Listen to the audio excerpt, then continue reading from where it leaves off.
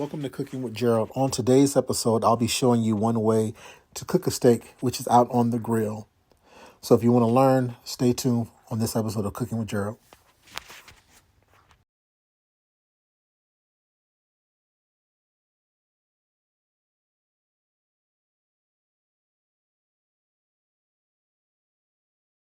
Hey guys, welcome back to my channel, Cooking with Gerald. On today's episode, I'm going to make a steak, in particular a ribeye steak. And to get started, I'm going to go ahead and give you all my ingredients. For me, I like to make a marinade for my steak. I don't just like seasoning it or putting a dry rub on it. I like to marinate it. So what I normally will do, which is what I'm about to do now, is get me a plastic Ziploc bag. And I like to put different seasonings in there. Drying seasonings are going to be all-purpose seasoning, which is, if you don't have an all-purpose seasoning, you can put garlic powder, onion powder, some oregano, whatever it is that you like to be on your steak.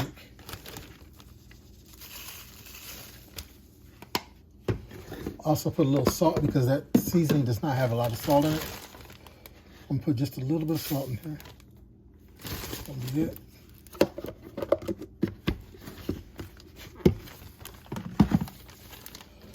Black pepper.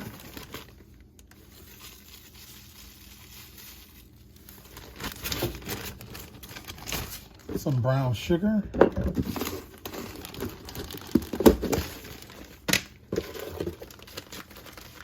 It's probably like about a tablespoon.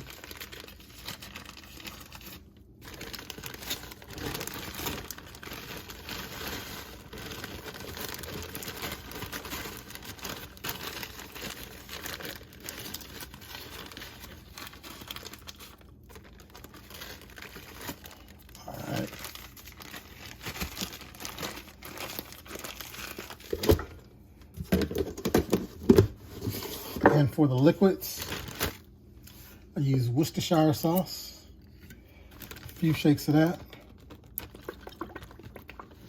That's why you want to be careful with the salt, because this has salt in it. And just a little bit of, what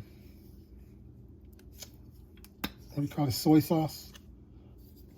A couple dashes like that, that's about it. Some extra virgin olive oil.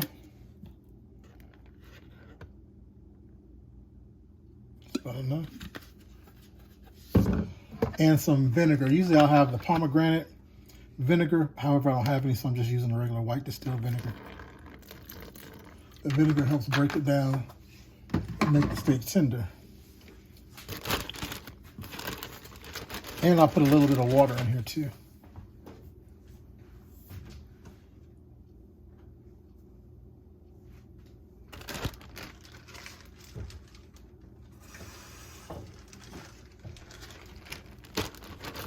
All right, go ahead and shimmy this around and get it together.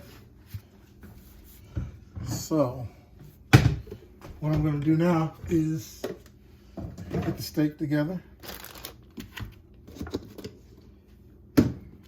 This is a ribeye that I got on sale today from Kroger.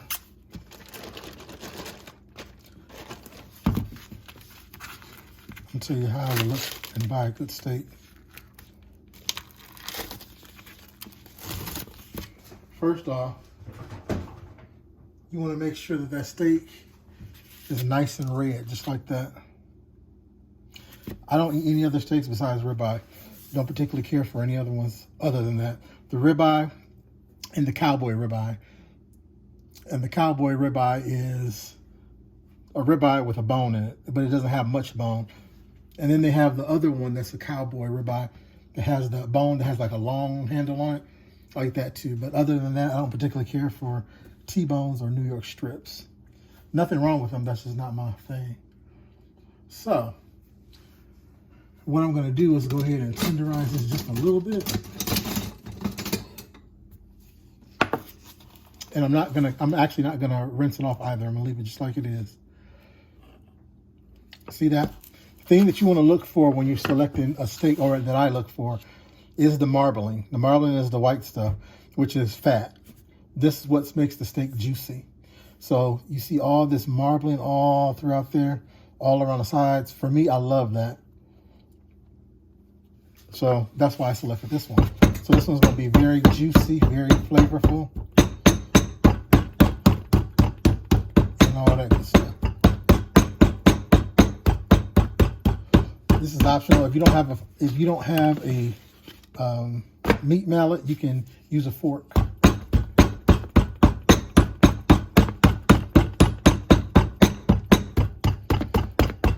Some people will probably cut a lot of this fat off. I'm not going to do that because like I said, I like my fat. So I'm going to take the steak, put it inside the bag,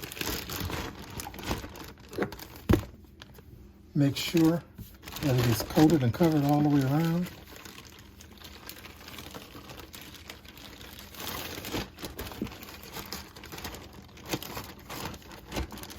I like to take it like this, fold it over, and then close it up. Now, I don't put this in the refrigerator. I leave this out on the counter. Whenever I cook any type of meat, I usually will take it out the refrigerator at least an hour beforehand so that it can almost come to room temperature. Because when you do that, your meat cooks more evenly. If it's ice cold, when you try to cook it, it's going to take longer and it's not going to cook evenly. So normally what I do is I'll let this marinate overnight, sometimes 2 days.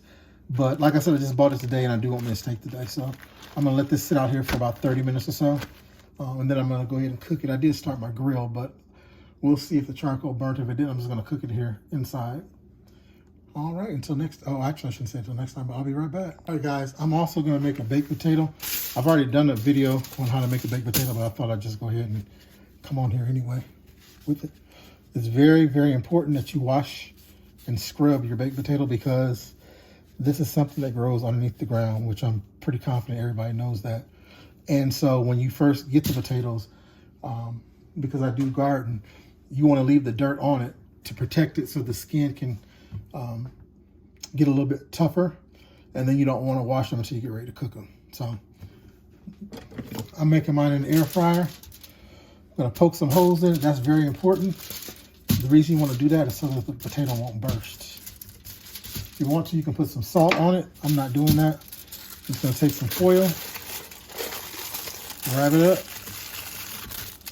and put it in my air fryer on 400 for an hour. No, actually, I'm sorry, 400 for 40 minutes. 20 minutes in, I'm going to flip it over and then let it finish cooking on the other side. And it should be done. Sometimes it does not take that long, depending on how big the potato is. Sometimes it may take longer, depending upon the potato and the size of it. Okay, guys, I'm outside. It's dark time out here. My coals are almost all white.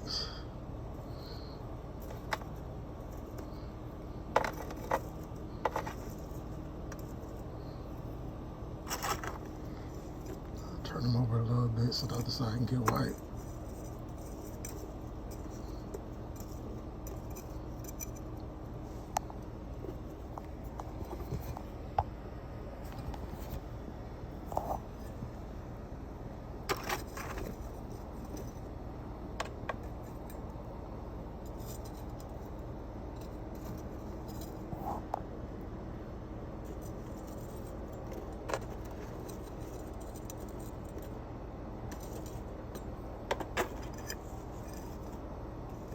Put this over on the other side.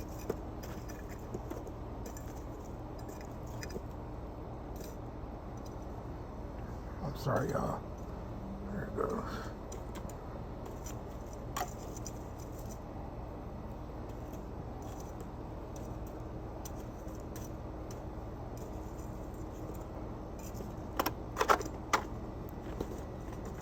I'm trying to hold the darn camera and mess with this charcoal. So it's almost ready. I'm gonna give it about 5 minutes.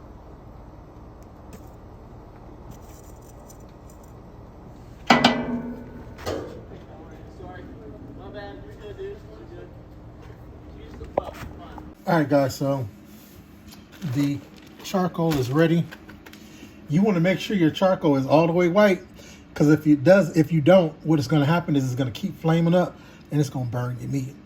So you have to be patient and wait. And with the way that I do mine, I don't use charcoal fluid or anything. I just use paper. And sometimes I put a little cooking oil on it, but for the most part, just put paper, and eventually it'll catch on fire. Or I'll use my, what do you call that thing? It's like a long metal tube flute thing, and you put your charcoal down on the top of it, and then put paper underneath. And then once the charcoal turns white, you dump it into the grill. I ain't do that, I did this today. Anyway, so I'm gonna put this on here because I want to make sure I'm able to transfer it without any problems while I'm holding the camera. So this has been marinating for about, I'd say 40 minutes or so. And normally if I was cooking this in a skillet, this would be part of my steak. After it gets done, I put this in there and cook it with, cook it to make it safe, food safe, and add it like as a sauce or a gravy over the steak. And I also would have some rosemary and some, what do you call that? And some garlic, a couple cloves of garlic and a sprig of rosemary and some butter in a skillet to keep basting the steak with. So I'm about to go outside and throw this on the grill. Okay, everybody, as you can see, my charcoal is white.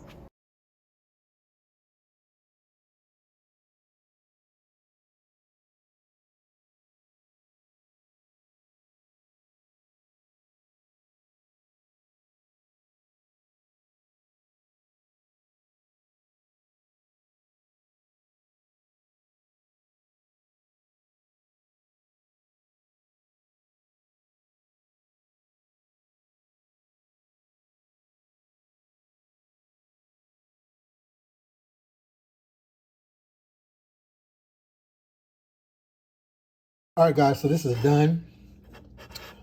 Looks delicious and tastes delicious. As you can see, there's a little red there, a little medium well. What I'm gonna do, I could actually eat it like this, but what I wanna do is I want it to sear it on both sides. I want that crispy crust on there. Plus on top of that, I'll be able to add my the rest of my sauce. So I'll be back. All right, guys, so I got this skillet nice and hot. And put a little oil in the bottom of it. And then put my steak on there. One reason why I did not want to continue to cook it on the grill is because I didn't want to overcook it. I like my steak medium to well, but more on the well side, so there's no blood or anything dripping out of it at all. But I don't want it all the way well done because it'd be too tough. All right, so this is what I want right here. See that sear on there?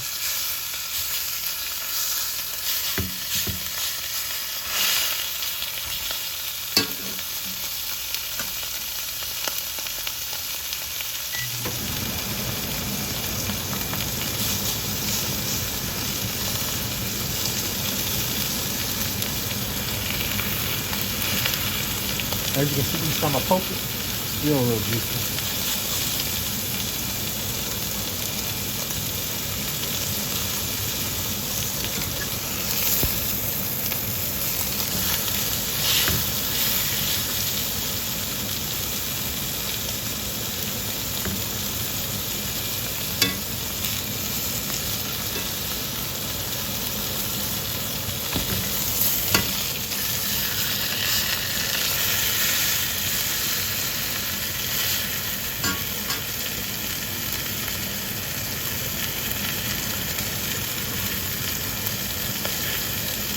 Turn this on.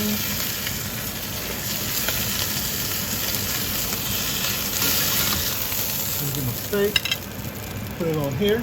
I'll be right back. All right, so I get through my marinade in here, which helps deglaze the pan.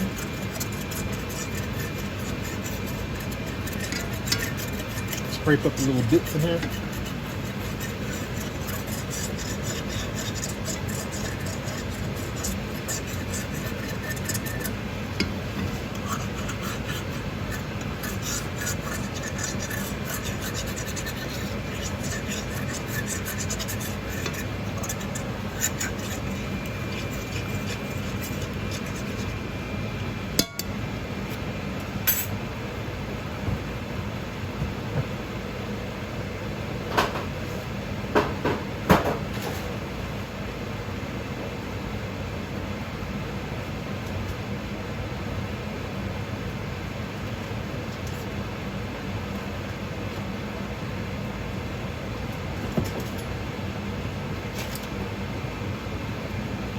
butter in there. And I could put my garlic and rosemary, but I don't feel like going through all that, so I'm ready to eat. When you filming, it takes a lot longer than when you just on the stove cooking. I think what I'm gonna start doing is just filming me cooking and not worry about the narration and all that kind of stuff, and maybe do voiceover or something.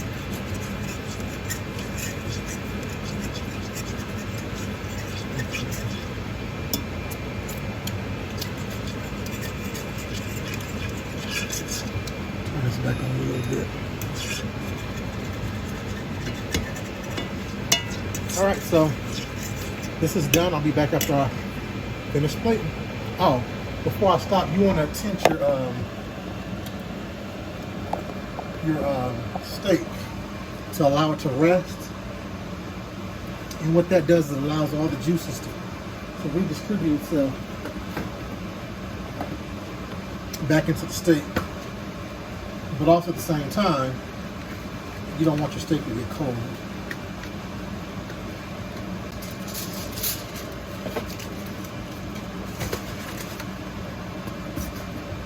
You're not covering it. You're actually folding the foil over like that and tinning it. And let it sit like that for about 5 to 10 minutes. You can cut it up and serve it. All right, guys, so my potato has been done for a while. So while we're waiting on that to come back up, I'm gonna go ahead and do my baked potato. The only thing I'm putting on here, excuse me, is just going to be, oh, it's still steaming hot. It's going to be sour cream and, I guess, sour cream and chive, but they're going to be green onions. And some seasoning. I may even throw a piece of cheese on there because I don't have any shredded cheese. But what I like to do is pinch all the way up around at the bottom, on the top, on the sides, kind of loosen up the potato. And I'll go ahead and cut it open. And on both sides, I take both my fingers like that and push it up, push it open. Then I will normally take my fork and go inside to scrape the flesh. I like all my baked potato to have seasoning on it, not just some of it.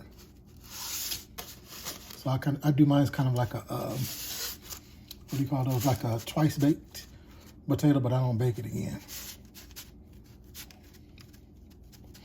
And I don't take the filling out of it. I just mix it all up inside there. Oops, this is tearing all the way up. Normally don't do this, but it's doing it today, and that's fine with me. Because I have one objective and one objective only, and that's to eat it and enjoy it, because it's going to be very delicious. So this is unsalted butter. And what I'll do is put the butter in there like that. Close it up and let it sit like that for a couple minutes until the butter melts in there. All right, guys, so I'm back. That was quick. As you can see, it's melted. I'm going to go ahead and put my seasoning on there. This is just all-purpose seasoning. And I can put a lot because there's very little sodium in there.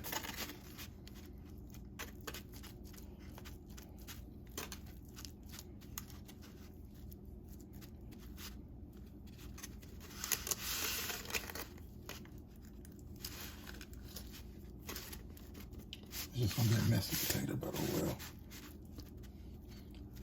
The star of this show is the steak anyway.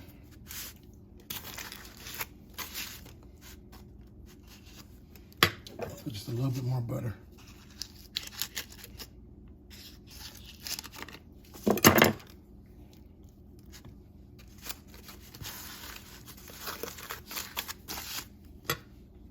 Okay guys, I'm back. My steak is ready. And my ugly potato is too. I actually decided to go ahead and put some cheese on there. So I put some sliced cheese in there and then put it in the microwave. It's not, if that's not for you, that's great because it's for me. Now I'm gonna put some sour cream on top.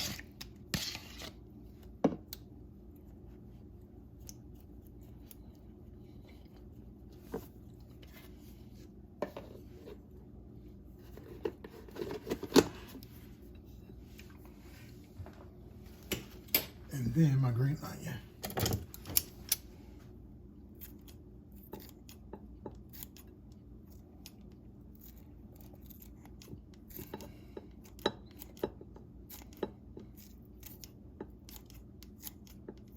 This is optional. You can just do sour cream and that's it. Or you can actually just do the butter and some salt and pepper on your potato and you'll be just fine.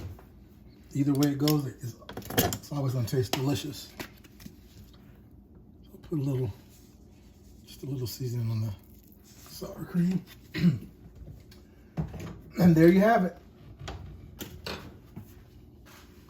This is my ribeye steak.